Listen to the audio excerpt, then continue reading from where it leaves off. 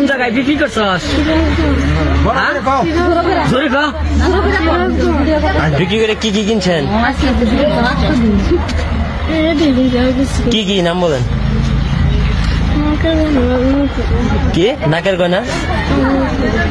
জোরে কোন? আর কি? বাচ্চাটা বেচাকে আমার ওয়াইফ আর একজন ছেলের মাধ্যমে, তার নাম হচ্ছে মনির, অটো ড্রাইভার। এখন পুলিশ প্রশাসনের মাধ্যমে আর আমার এলাকাবাসীর মাধ্যমে বাচ্চাটা উদ্ধার করছি।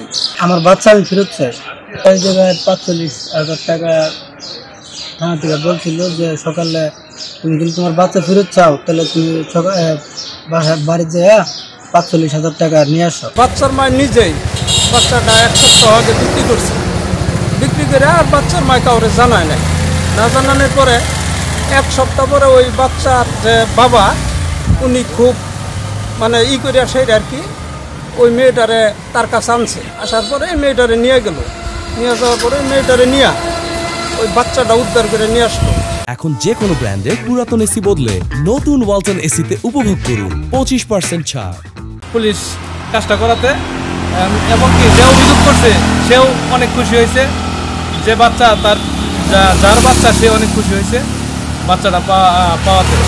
গ্রেপ্তার ওইভাবে নাই।